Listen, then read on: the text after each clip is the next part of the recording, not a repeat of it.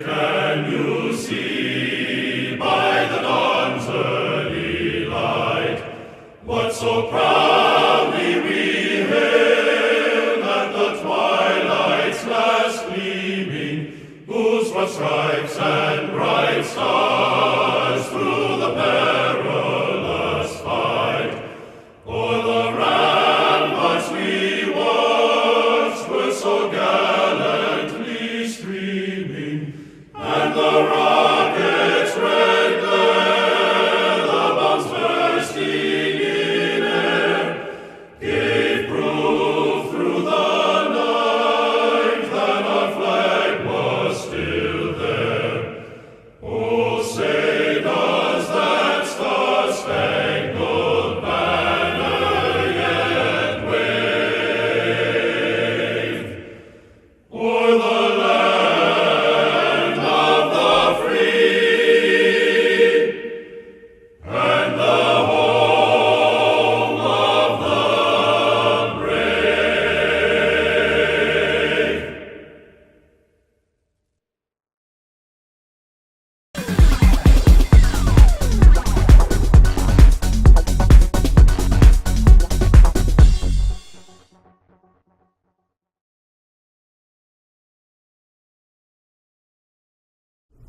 Good morning. Oh, we have a good turnout today for a good program, and a lot of it is a credit of Diane Hammond from the Carnegie Museum area, who has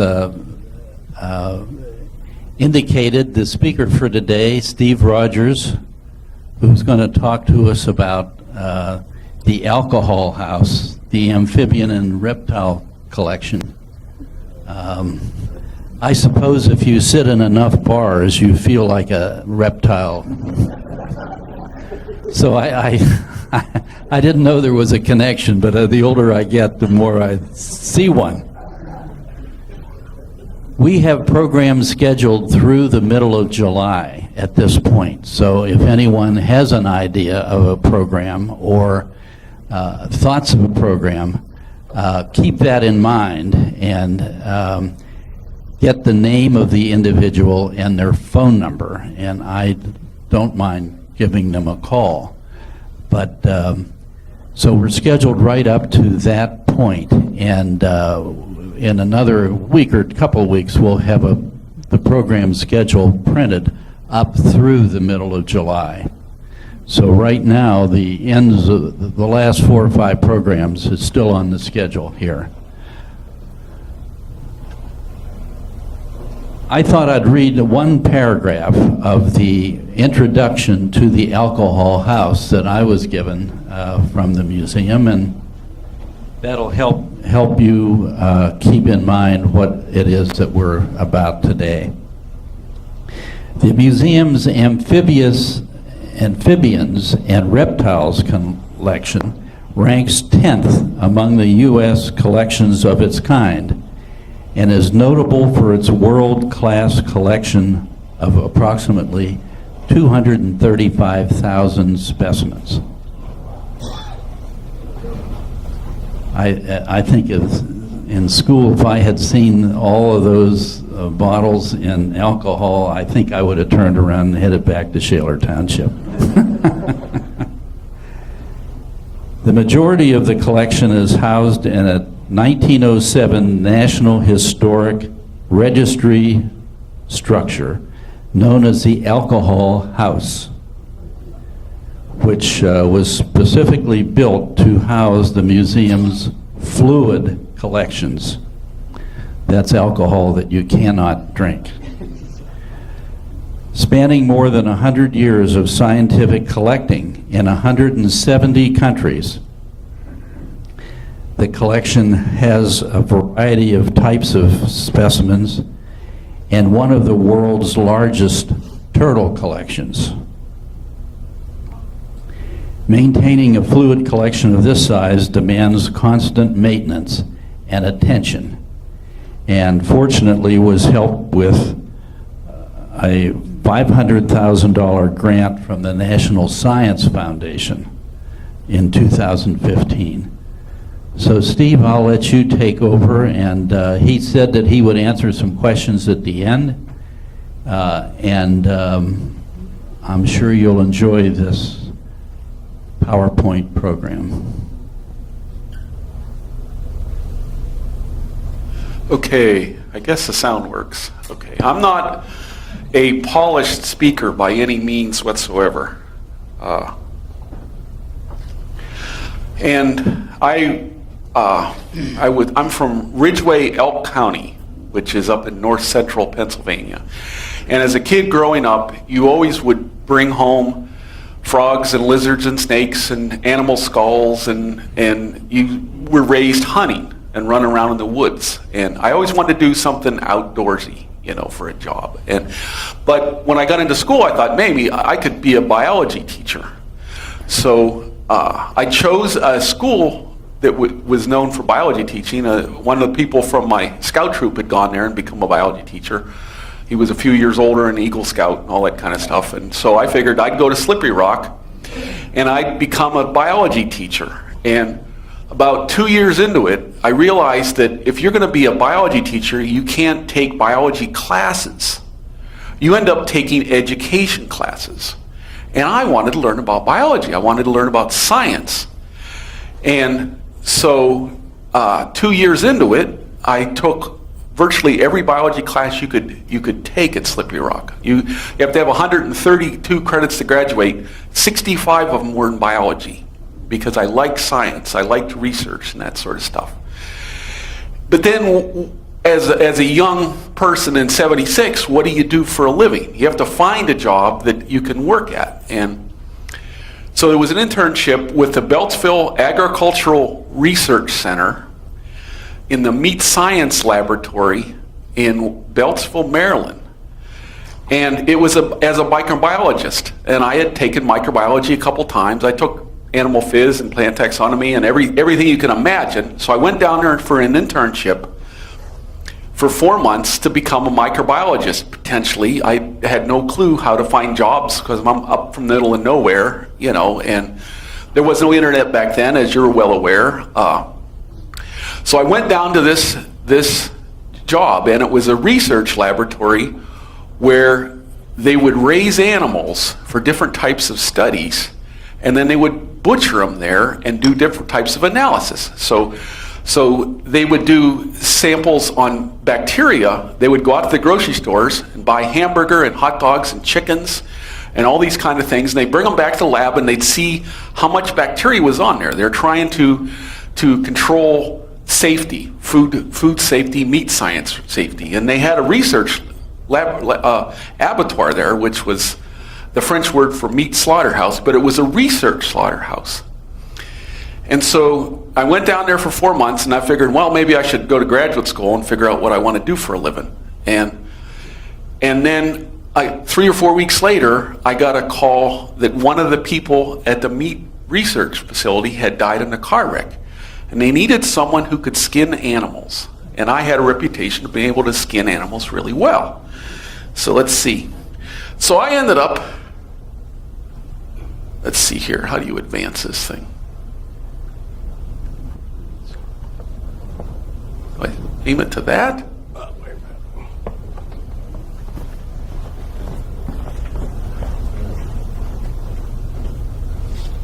It's this button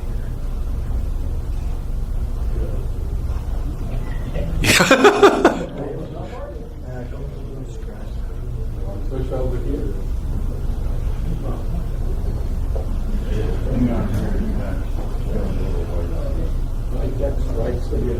High tech. But so while he's figuring out how to do this, they had different types of research projects where they would, for instance, they would feed animals cement dust as a supplement. And in order to be able to make cement dust legal to feed to animals, they had to do a research project on it. They had newspaper as a food supplement, and they were doing types of research on using, oh, there it is. So for like 9 months, I worked in this research facility, and we butchered cows and pigs. And later on, that helps a little bit, you know. But then one of the people applied to the National Park Service there. And so I ended up figuring, well, maybe I'll try a job in the National Park Service, if you click one. So right before I got my master's degree, which I was at Michigan State, one of the Big Ten schools, I had worked the summer in Mammoth Cave. You know, I don't have any pictures of that, but I was a cave tour guide running through the caves of Mammoth Cave. And then I went to graduate school and got hired as a preparator. Worked in the bird and mammal range. And so I prepared porcupines and snow leopards and tigers and all kinds of things like that. And then the next summer, I worked in Yellowstone. It just figured maybe I could get a job as a biologist in a park or something like that. And the job I had on Yellowstone was as a helitack crew with fire management. And so it's a weird type of job, but there was like 9 people on the helitack crew, and if there was a fire somewhere in Yellowstone, you would fly off and find out if it was natural fire or it was caused by man-made function. And if it was a natural fire, you would put it out. What's going on here? Maybe that one's on.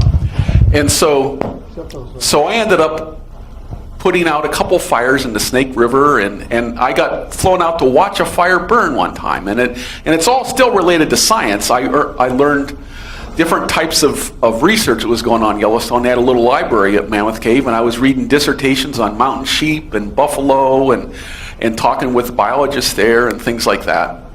Okay, next slide. And then for my master's thesis, I worked on porcupines. Physiological zoology, which was how animals deal with salt balance. You know, and figuring, well, I'll figure out something I can do, but I'd always liked skinning things, you know. I don't know what the next slide is, but go for it. So in order to write my thesis, I worked in another park, Isle Royale National Park. I figured I had a choice of Mount Rainier, which was a cool park, but you'd have to be a ranger and you'd have to roam all over the place, and I had to write my thesis. So I picked Isle Royale. You're stuck on this little island. And every evening I would work on my thesis. And when I came back from that summer and I was graduating, I heard they had a position here at the Carnegie Museum.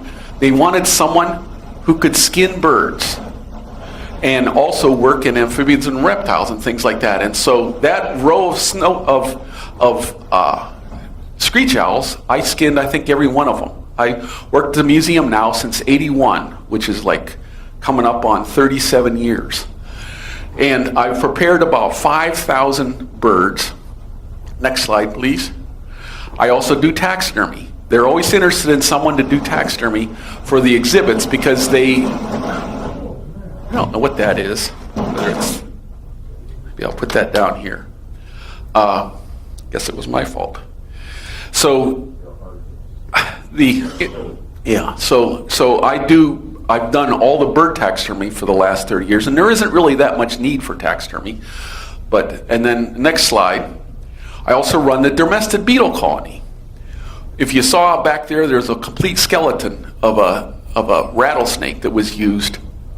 We looked at anatomy. A lot of times fossil people use bones to look at fossils, and so you need a reference collection of it. And so we have a domestic colony that we feed different types of animals to, you know, to prepare skeletons for that type of a study. Next slide, please. Occasionally you prepare one for exhibit. This was a boa constrictor that had died by a guard had it, and I prepared it as an articulated skeleton. It was on exhibit for quite some time, and then they changed exhibits and it's no longer on. But anyhow, it's inside the alcohol house. I worked 3 days a week for many years in birds, skinning things, and then 2 days a week I did some preparation and taking care of the collection. Next slide.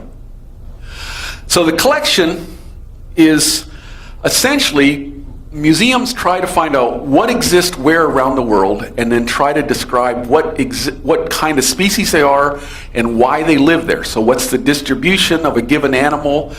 How did it adapt to feed in that environment? How the humidity affects it or what it eats and sort of things like that. And so the museum had employees, started in 1898, Daniel Atkinson surveyed all around Allegheny County looking to find out what exists there, because in 1898 a lot of the species weren't even known in North America, let alone the rest of the world. This is a picture of Graham Nettie, who started in 1924 at the museum. He's on the far right, and he's got a hellbender, which is a large salamander that lives in the Allegheny River up through like Tionesta area. This is over by Sandy Creek, not too far from Franklin. My mom's from Franklin, up in Venango County. And then there's a female curator, Grace Orton, who was only here from 45 to 49. And then the gentleman on the left was a field collector who gave us many specimens over the years. So we have friends who would donate things, and then we have researchers and field people that would go out and collect things. Next one. This is a curator who was here from 63 to about 93, Jack McCoy, and this is a field trip in Belize where they sunk their Land Rover into the mud. I had one field trip to Belize the year before this, and luckily it didn't rain as much, but you are, when you're in the field, you don't know what kind of circumstances you're going to end up with, Next slide. This is Jose Palial, the far one on the left. He's the last curator. I think maybe he may have talked out here one time. I'm not sure of that. He got his PhD from Spain, and he was our curator from 2012 to 2016. And his wife lived in New York City, and he left Pittsburgh for his wife. And it's sad, but he was going into areas in Amazonian Peru, in areas that had never been surveyed before, and climbing up mountains where they had to talk with the native Indians to get permission to even go into these areas. And he took 4 trips to Peru, and half the specimens stayed in Peru, and the other half we got to keep.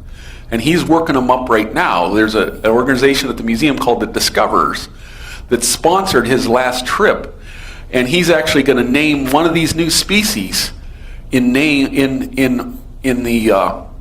to commemorate the Discoverers expedition that they funded up in this Vicabanda area. It was an amazing field trip. Okay, and that's the type of jungle he was in. He went up to above the tree line. He's got one more trip that he's going on, but it's so difficult to bring specimens back from Peru, most of them are going to stay down there. But you also still do field work in around here. Well, that's okay. I don't see what the slide is in front of me, so so this was Jack McCoy. He did a lot of work in Mexico. This is a desert area where he was looking at desert tortoises, and he wrote a really large manual on the Bolson tortoise, which is an endangered large tortoise that lived in that area of Mexico. Okay, but they also study at Powder Mill. This is the way that you collect salamanders a lot of times, because they hide underneath vegetation or underneath stumps or that sort of thing. But if you put down logs, you can collect specimens. They'll go in underneath it, and so then you can collect them. And amphibians reptiles, of course, are made up of salamanders. This is a slimy salamander, one that lives in all counties of Pennsylvania. It's sticky, and if you grab it, it'll stick like there's an absorbent material on the outside of it that is actually sticky. So that's one kind of that's an amphibian group. Okay, next. Then we have frogs. This is a picture that Jose Padial took at Powder Mill of a spring peeper. They inflate that large throat sac that creates the sound that you hear spring peeping right now if you're in the woods in western Pennsylvania. And next slide. This is a phrynosoma, which is they call it a horny toad, but it's actually a lizard, a horned lizard, and those would be down through the southwest. And occasionally one of these sorts of things shows up. We have one locality in Pennsylvania, in the Pittsburgh area, that came with topsoil that was moved back, and so you get these weird invasives that show up, and luckily it didn't take over. And then next slide. And then we have green snakes. There was a book published by a curator, and yeah, we're going too fast there. This is a green snake that lives around here.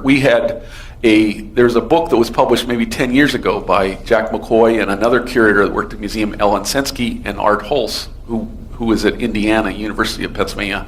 Those three published The Amphibians and Reptiles of Pennsylvania. And so they would collect things, and then they had a professional photographer that they would send these specimens to North Carolina to photograph really nice, crisp shots. I mean, the digital cameras nowadays are much better than this, but this is a setup of an animal that was collected in Pennsylvania and then shipped down.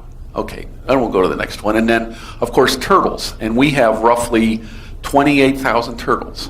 Now, a lot of them are hatchling turtles, which are very small turtles. It turns out that if you take the eggs from a nest of a turtle and you put them in an incubator, if you have them in say 24 degrees centigrade, and you leave it for 6 weeks or however long it takes, all the turtles at 23 degrees will be male turtles. And if you put it at 30 degrees, all the turtles that hatch out will be female turtles. So sex is not determined by what the egg is until the environment has caused the difference. And so they found this out in the late 70s, and we were friends to a lot of people that were doing research in that sort of thing. And so they had to test all the different types of turtles to find out which ones would be affected by this temperature sex determination. And then also if you could figure out what temperature would be perfect in order to have a mix of male and female. And so actually Jack McCoy got an NSF grant in the early 80s and got sea turtles on both coasts of Costa Rica. Ellen Sensky went down and collected them, and we brought them back, and we hatched little sea turtles in our lab. And then we would then find out what the perfect temperature was, because up to that time, if they would see eggs laid in the sand, a lot of times raccoons or seagulls or something would eat them all. And they were trying to protect the sea turtles from the wild, so they would gather all the eggs up and hatch them in Quonset huts so that they're protected. But it turns out that the Quonset hut was very warm temperature, and so they were essentially raising all one sex, generally all females. And so they didn't really help the environment until they did a research, said, okay, what we want is 28 degree temperature. That's exactly where you have a mix of 50-50. Okay. And then, of course, then also there are crocodilians. We don't have a large crocodilian population, but one of the studies a research associate did to us was to find out that actually crocodilians are the inverse of turtles. If it's a warmer temperature, they're all males instead of the females. But those are two from a trip in Paraguay that Ellen Sensley took. Okay, next slide. And that's how you collect turtles. One method of collecting turtles, they have little nets, and you bait them with little pieces of like sardines and stuff. I mean, they have big, large nets. We had a research associate, a Ray postdoc in the 70s, that had large 50-yard long trap nets, and he would collect all kinds of turtles from the Mississippi and some of the big rivers down south. And nowadays they don't do that kind of collecting because they're finding out that they're rare. And he would just do surveys. He'd find what the population mix-up was, and then he might sample and keep a few of things along the way. This is a trip that I was actually on this trip, but I was taking the camera. This is the first snapping turtle ever collected in Belize. The whole country of Belize had never been surveyed for snapping turtles up into the 80s. And this was in 1984. And this was, I think, the day my daughter was born in Pennsylvania. They promised me that my daughter would be born 2 weeks after I came back from this field trip. And I found out afterwards that on April 3rd, 1984, my daughter was born 2 weeks before I even got to know that she was there. We were back in the field out in the country, and it took me a week and a half before I even found out I had a daughter, But we didn't preserve the whole turtle. We preserved the skeleton and the head in fluid, and then we ate the rest. And so I had snapping turtle on my daughter's birthday. Okay, next slide, please. So you preserve them. Generally, specimens are preserved in formalin. So you have to inject them with syringes and then you position them in the shape that you want them. So you have their hands all spread out so that you can measure and look at the scales, and you have it positioned. And so these things then can be used many times over in the future. You can look at food habit studies. You can look at morphology. I just sent a loan out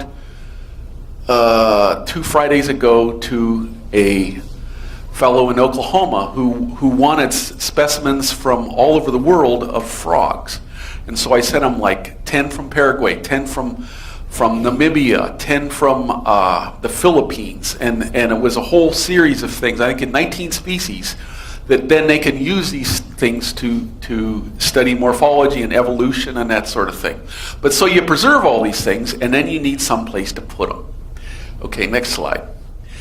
This little thing down here is the alcohol house. Whoa, yeah. This little building here, it doesn't look that big. This is the parking lot. But part of the thing that we're going to do with this grant that we got is we're going to have a public exhibit that you walk up and go specifically into the alcohol house. So you can have little kids and trips and things like that go in there. Put this back up. So I mean, Diane has a sign-up sheet if you want to come see the collection. It's kind of cool collection. Next slide. This is an old slide. I don't take that many digital cameras. I don't have a cell phone. I don't have a digital camera. So I use old pictures from other things, from slides and things like that I transfer. This is the old entrance to the alcohol house. We've now removed all those tanks and moved them into the main building. And then we have these long cases that have specimens in them on the first floor. That's where we do most of the cataloging and things like that. This is a picture from the third floor, and this is an old picture, so it's kind of out of focus, but that is really a cool space in the building. And we have lizards on the wall you're looking at, and then frogs are on this wall, snakes around the bottom, and then those ones that say danger, no smoking, those contain salamanders. And we have a good sample of things from all over the place. Next slide. That's another view of them, and you can go through and you can see all the different countries, and you can see what they look like, and they're all separated by families and alphabetical. Okay. This was actually on the little brochure that's sitting out there. We had a professional shoot come in and take pictures of things, and that's some of the variety. There's one from Paraguay and Colombia, and I'm not sure where that says Belize, but we have them from all over the world. And then, okay, next slide. So you use this collection for educational purposes. You bring little tours. This is a summer camp that was coming through.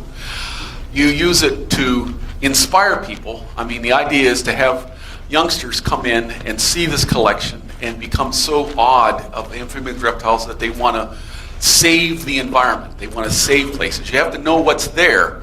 That's one of the things that Jose went to Peru for. They had certain areas of Peru that they wanted to make a national park.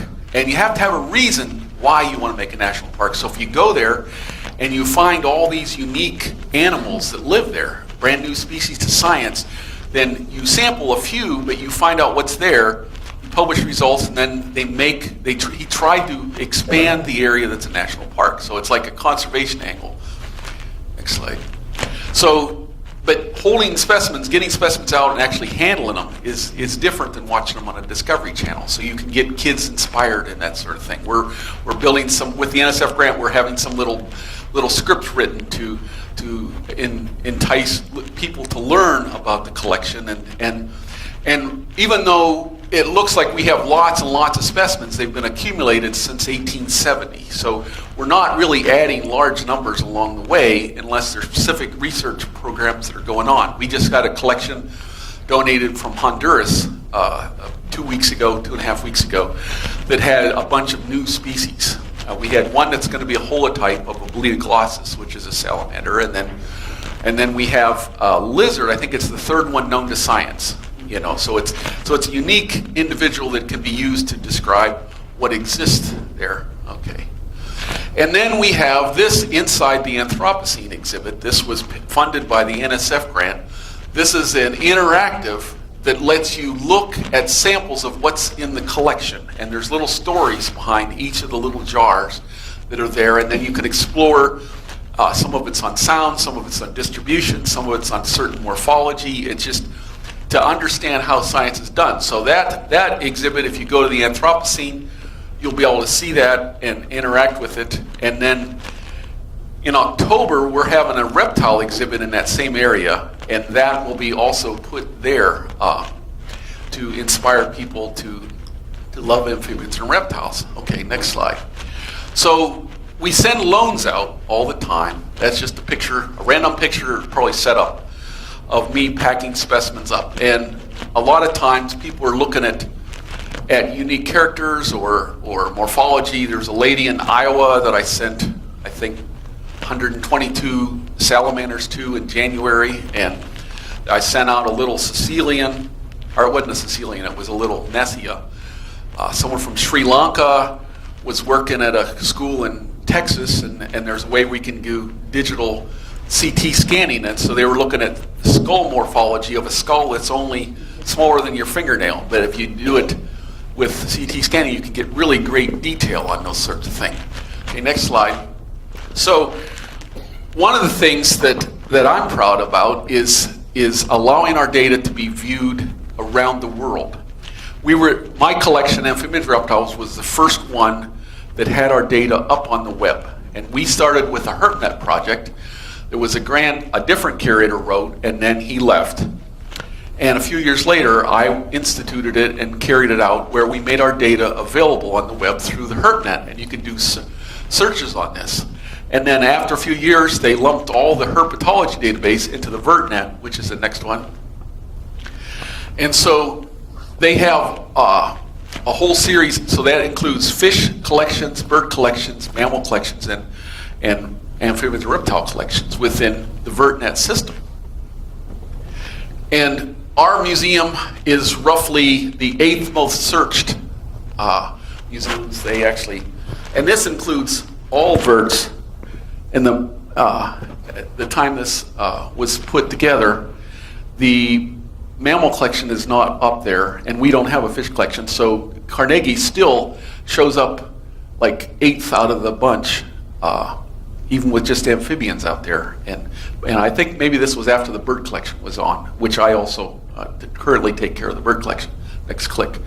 This gives the number of surveys of the different types of groups that search on VertNet, and 50% of it is amphibians, basically.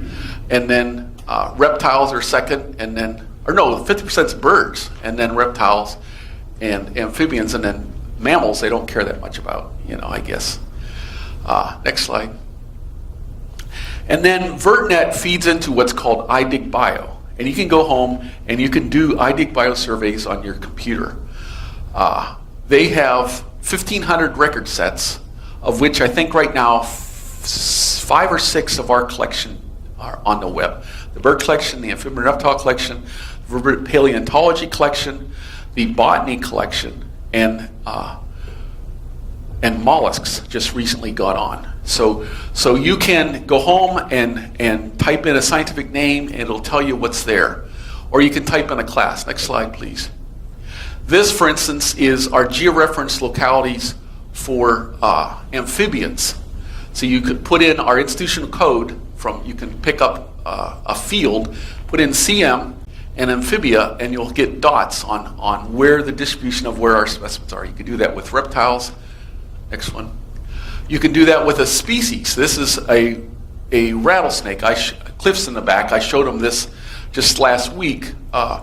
This is a distribution of where our rattlesnakes are in eastern North America, just like a little field guide, but it's actual specimens that each dot represents. And you can see there's a whole string along parts of Virginia. We had a research associate who worked at Richmond, and he had arranged for the Park Service to pick up all the roadkills that were along the Skyline Drive and Shenandoah National Park and that whole stretch. And so we got this really nice collection of rattlesnakes. And then we had people later on use these, and there was one gentleman, John Aldridge, who measured every one of those rattlesnakes to look at morphology.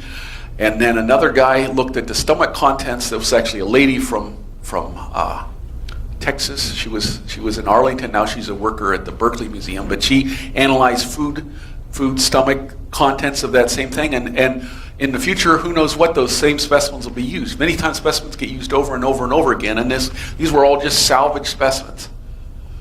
And then iDigBio feeds the data to the international data distribution system called GBIF. And so it has data sets that include fish, botany, mollusks, everything you can imagine. And we're one of 1,172 institutions as of last week. Everybody works as a unit across the world. It's not, no one can stand alone. You have to be part of this giant network. So if you want to study a certain type of lizard or a certain type of plant, you want to know where they live and what type of environment they have, you can obtain this data here, and then you can coordinate that with temperature changes or environment, or you can see if there's a relationship between a certain species of plant and a certain species of bird or whatever. I mean, it's just amazing that this data is all available. They also have some of our pictures up on the web, so you can actually see pictures. It takes a while we had a gentleman from Oregon who scanned a bunch of slides in, and then one of the people we hired on the NSF grant was able to figure out how you could put these data up in through iDigBio and make them available. So you can see slides of different things that we have the real specimen of, because there's certain things that happen after you preserve them, they become faded or not true to what they look like in life. You know, a couple of those I did on a biosurvey up in Cameron County, the spotted salamander, Ambysoma maculatum, on the top, and then there's a long-tailed salamander on the top left corner. Those two specimens I collected on a bio blitz that occurred in a park up in near, not too far from Emporium. But okay, another slide, please.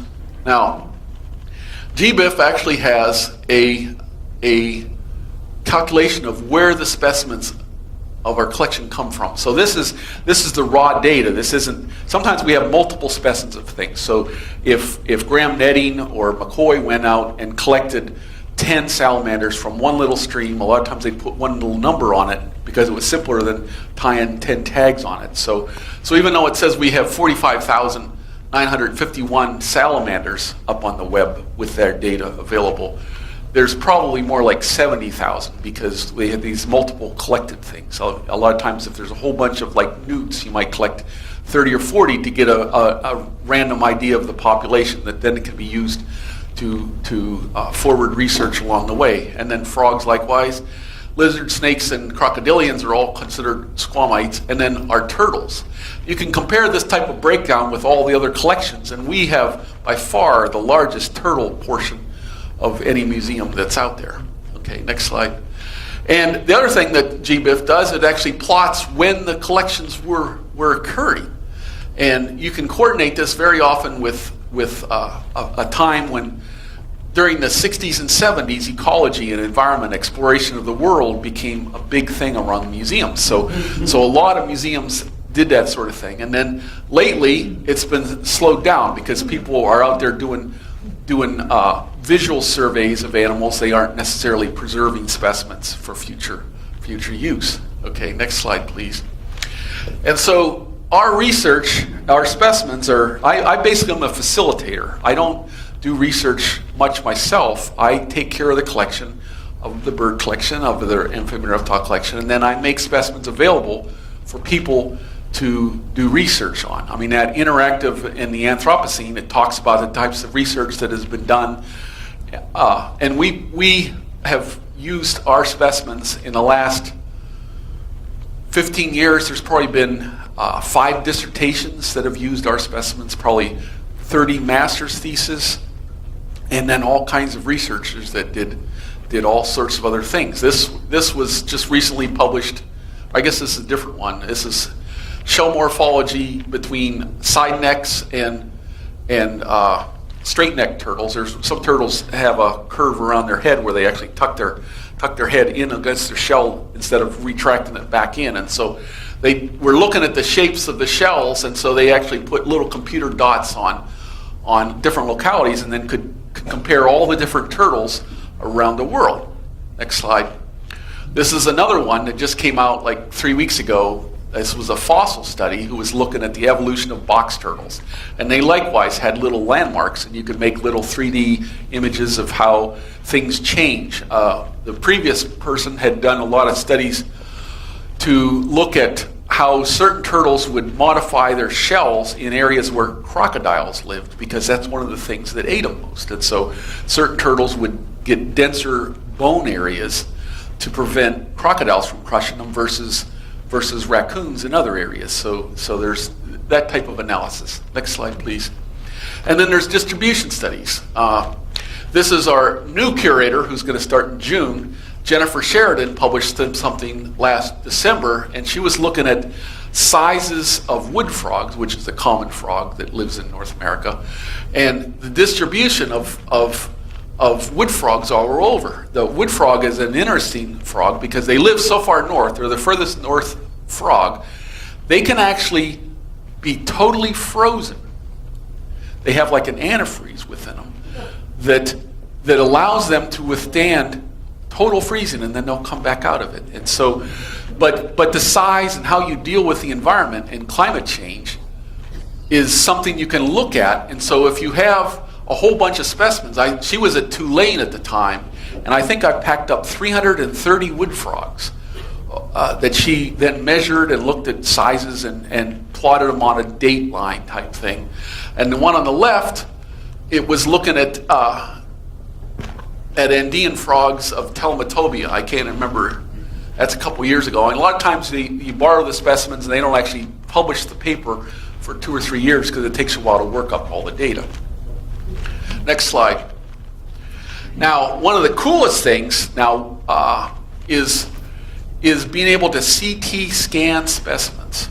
They take a specimen, like that one I sent, it was some Nessia from Sri Lanka that I sent off.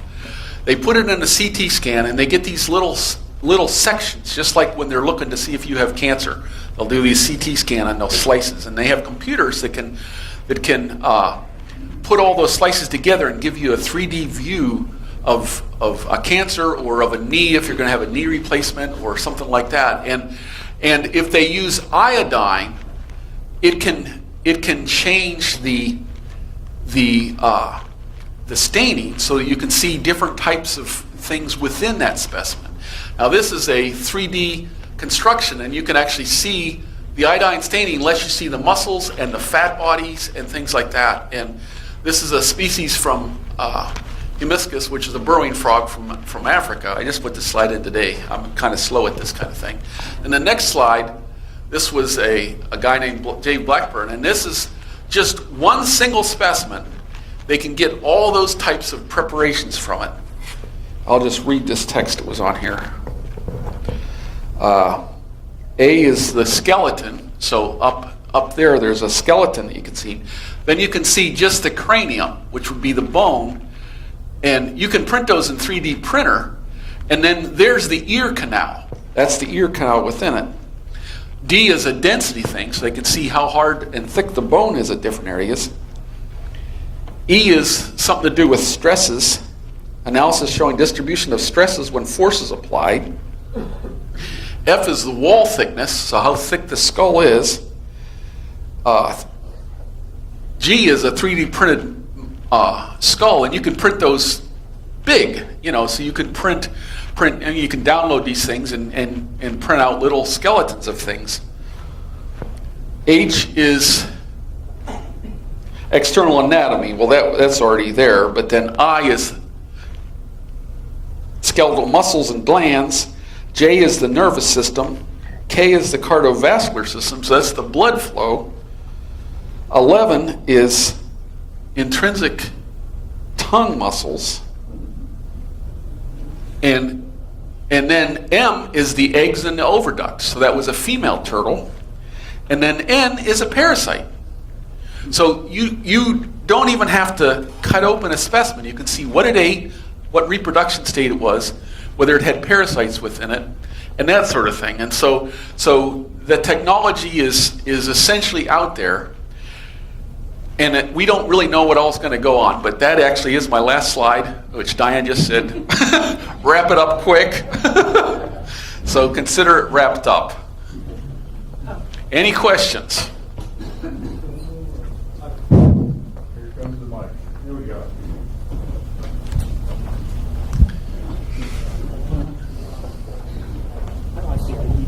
Actually, I have two questions. Green snakes, what color are they at this time of the year? That's one question. And the other question is, have you ever seen black snakes copulating, coming down a tree? Coming down I haven't. What a reed snake? black snakes. Oh no, but the first question. The green, Oh, green snake. Yeah, the first question was about a green snake. They're How green. big do they get? Green snakes probably only get about that big. Okay. And like when they lose specimens, like when they published the amphibian reptiles of Pennsylvania, they measured every specimen we had. So we know the world's largest, the Pennsylvania's largest specimen. They measured them all in Philadelphia in our collection and other museums. And so green snakes only go like in this range. I saw two of these kinds of snakes. The first one was real long, this long. A green snake? It was. I'm not saying it's a green Okay. snake. I know you're the one that's calling the shots on Okay. that. I'm ignorant about that. But they get about that big. We have two It had a species. A smooth sort of a tannish green. tannish green. Tannish green color. And I was traveling at about 10 miles an hour on my bike, and I saw one of them was getting ready to strike, so I didn't stop. Okay. But then the other thing I would like to know is, have you ever seen black snakes copulating in a tree, crawling down a tree? I haven't seen that. Or then you haven't seen my photographs. I'll send you some. I did send them to one of your other guys. But Okay. I forget, that's a while ago. Yeah, But I'll send you that. Okay. Thank you. Any over here? Question? Yeah. Two questions. When you're collecting specimens, how do you kill the specimens? And second, other than endangered species, are there any laws and regulations that govern your operations as far as how many specimens you can take and how you handle them? To kill specimens, the USDA actually has rules on that sort of thing, and chloratone is used for amphibians. So it's very often called the date rape drug. But you take a solution of amphibians, or you take a solution that's like 1 gram per liter, and you put your salamander in there, and just a few minutes later, they become nice and limp, and they basically die because they absorb through it, and then you can lay them out in those little trays and position them perfectly. For reptiles, you have to inject them with Nebutol into the heart area, and that'll kill them fairly quickly, But you can't just. And they have rules about chopping heads off and that kind of thing. You have to do that humanely, But and then you fix them in formalin, and then a little bit later, then you put them in alcohol forever. So that's how you kill them. And then there are rules on everything. Pennsylvania imposes certain rules on.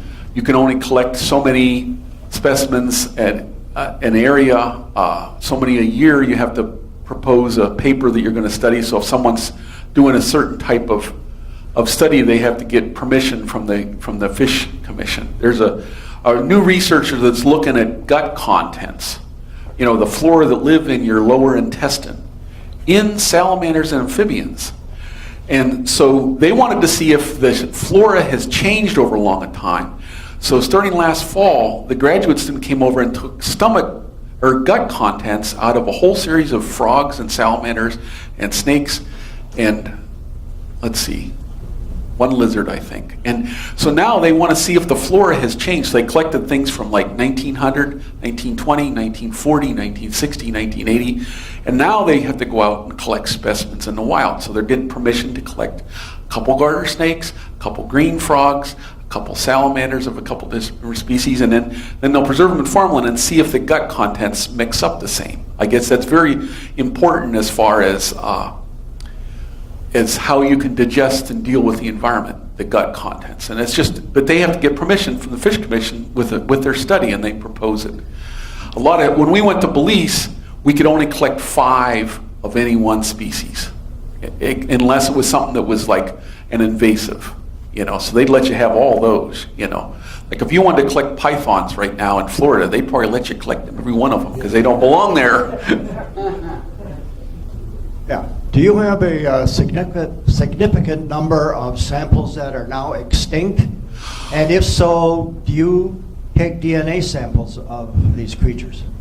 Right now, whenever a specimen is collected, all those specimens from Peru, they took tissue before it was fixed in farmland. So we have tissues for all those things. And we do have extinct specimens, a handful of them, but unlike birds, you can tell when a bird disappears because they're out in the open, they're singing. It's easy to know that a bird is extinct. But for frogs that might have been sampled once in 1930 and maybe once in 1960 or something, and they haven't seen it since, that doesn't mean it's not there because they're very secretive. They have certain feeding areas that you don't understand. There was a team of frog people who had a hit list of like 1,000 different frogs around the world, and they specifically went looking to see if they're still there. And of that 1,000 that were considered extinct, they found like 700 of them. And what happened is they would live halfway up a tree, 150 feet up in the air in the Amazon forest, and the one nice specimen they collected, a tree fell down and they grabbed it. So you don't really know for sure if these things are missing. They're always trying to find them new. But we have at least some Darwin frogs from Peru that have been extinct. There's one lizard that adapted to a certain island off of Brazil that we got in exchange on one of our exchanges. We'd send some of ours and they'd send some of theirs, and we got this little lizard that lived on an island, and then the island became a golf course and then they brought rats and cats and things, and so this lizard's totally gone, but we have one of like 20 that live that it still exists in museums, but it's not there for sure. It's not a large DNA. Should you have a Jurassic Park in the future? I don't think you can do that. For the bird collection, I had someone actually borrow some DNA from a dove that was closely related to the passenger pigeon. They're trying to see if they can bring back the passenger pigeon, and so this guy who had an idea about cloning passenger pigeons borrowed some tissue. They want to do old tissue so they could see if you could get the genome from it, and so they borrowed tissue from a trip we had in Venezuela. And I sent it to the Baylor genetic system in Baylor, Texas. I guess that's in Houston. And so they're working up that DNA, and then if they can get a complete complement, they'll try to inject it into the, I guess maybe in the ovum of a female dove, and try if they can bring back the passenger pigeon. So they're trying like that. I don't really think it's ever going to be able to be done. What's the strangest specimen that you have? Me.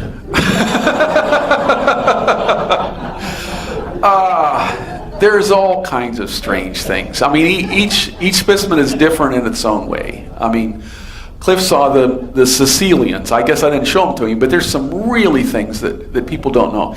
Amphisbaenans are an odd group. There's at least 10 times lizards have lost limbs, and so they make really weird snake-shaped organisms that are segmented. It's like a sandworm from the movie Dune. It's kind of neat stuff, but there's claws on things and weird tubercles and giant mouths and spotted patterns. I mean, you can be amazed at every jar you see in the collection. It's just really cool stuff.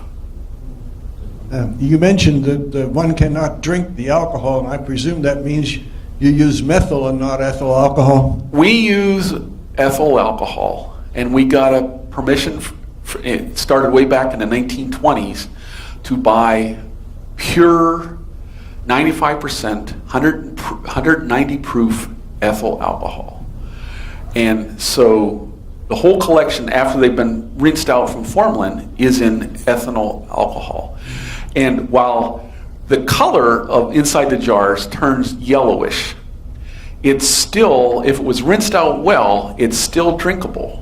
And in fact, at the Smithsonian back in the 70s, they noticed some of their specimens in their collection were drying up surprisingly fast. So they set a camera up, and they found out that one of the janitors were going around and drinking specimens out of the jars. What's that? Enjoying the specimen? He was fired, unfortunately. Any other questions? Okay. Okay.